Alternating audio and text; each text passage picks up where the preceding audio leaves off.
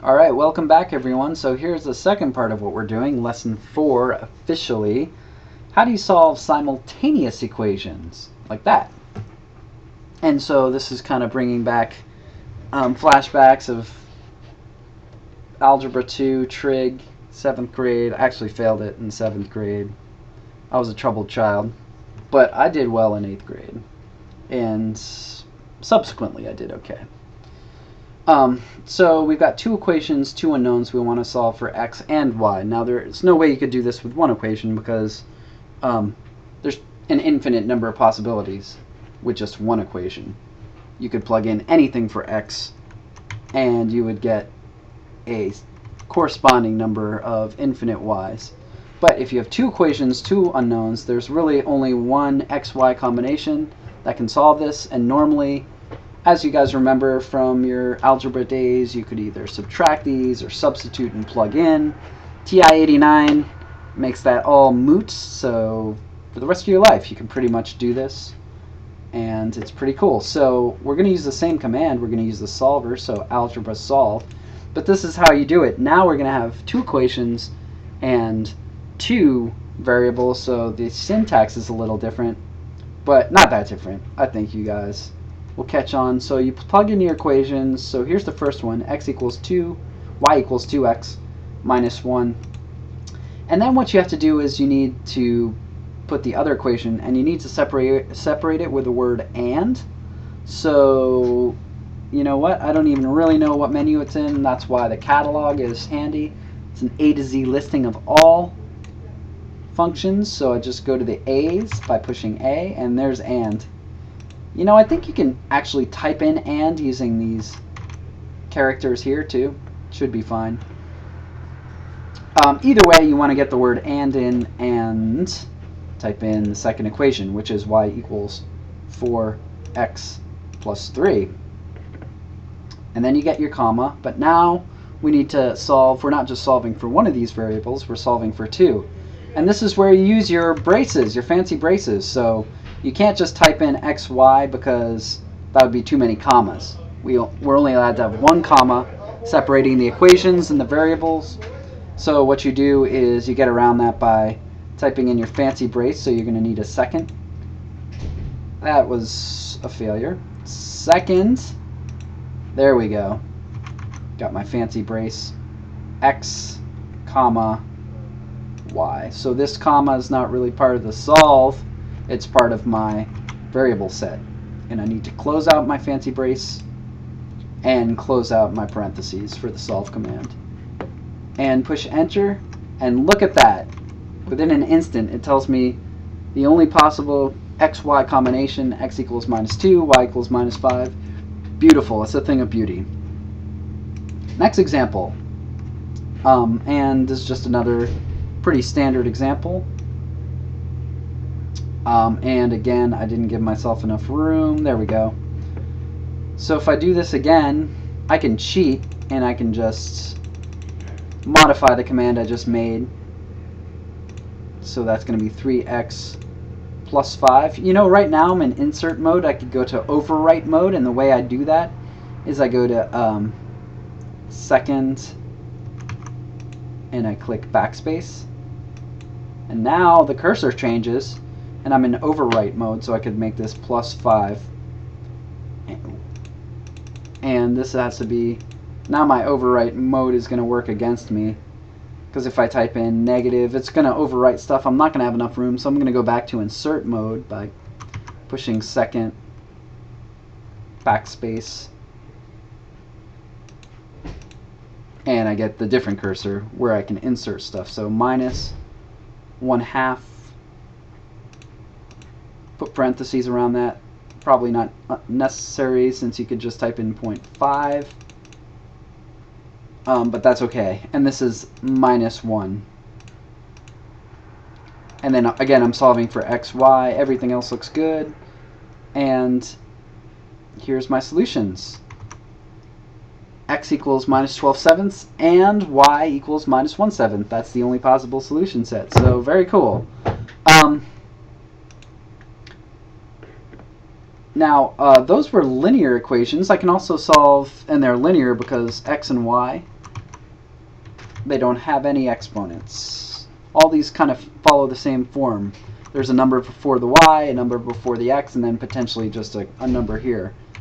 And so that's what we call a linear set of equations. This one's different because, check it out, we have x squared. And unlike almost every other TI calculator, the TI89 shouldn't have a problem doing that. So let's go ahead and try this. I'm just going to start over with a new solve command. So I have y equals x squared. So this is non-linear. I'm getting some exponents in here. Type that in wrong. It's supposed to be plus 3x plus 2. And so I'm going to go to my catalog, get my and. It's already set there. Here's my second equation. Y equals 2x plus 3. And those are my equations, so comma, and then I have to type in my variables, of course separated by my fancy braces. So x, y. Close out the fancy brace, close out the parenthesis. It takes a little longer, but yeah, check it out. I got some answers. Now, they're not the nicest answers, but they're correct. And the other thing to realize, to get, by the way, to scroll up, to scroll through both of those solutions, I would want to go up, and then I'm free to see the entire thing. Notice there's two possible solution sets. So either x equals this and y equals this, or there's also another solution where x is this and y is this. So what you have to realize is that it's either this and this, or it's these two. You can't mix and match. So I have exact solutions going on. I'm kind of wondering if I change to approximate mode, or remember the shortcut to doing that is the squiggly equals. So if I do a diamond squiggly equals, and so I redo my calculation,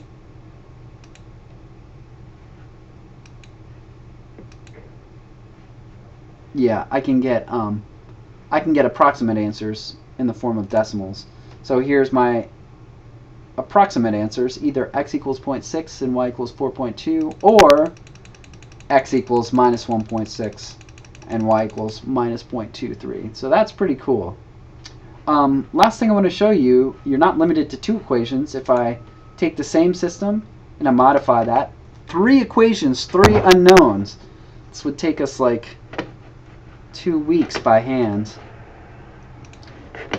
So if I modify what I did down here, and how am I going to modify it? I'm just going to add a third equation. So this is my second equation, and before I...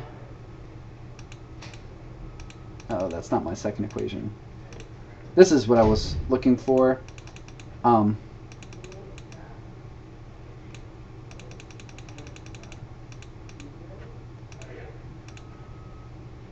have to actually scroll back a few commands. This is what I'm looking for. Yes, this was how I got there. So here's my first equation and my second equation. So what I'm going to do is I'm going to add another and before my variables right here. I'm just going to add another equation, so I have to go to and add a third equation. This is kind of a frivolous equation. It's just going to take whatever x is and say that 2 times that is my z. But that's okay, I just want to demonstrate this. Z equals 2x. And then of course I have to go to my variables and say, hey, I want to solve for z too. If I do that, then it should solve for all 3. And let me go get my approximate answer.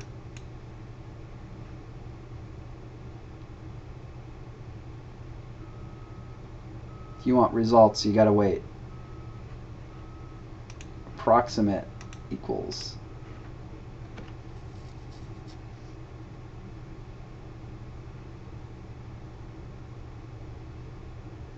And that might be my approximate answer. Just to be sure, I'm gonna change my mode to,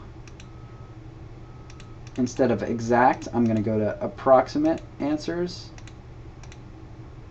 And do this one more time. There we go. And check it out. It tells us solutions for x and y and z. So that's one set of solutions. If x equals 0.6, y equals 4.2, and z equals 1.2. Or there's a whole nother solution like we saw previously. X could be negative, y could be negative, and z could be negative. So very cool, very powerful, and you're going to be expected to know how to do this. So if you just learn it now, you'd be making your life a lot easier. I think that's all I have. Yep. So go ahead and attempt the worksheet that I gave you, and if you do that successfully, then you will have completed the expectations for this week. So great job, guys. I'll see you soon. Thanks. Bye.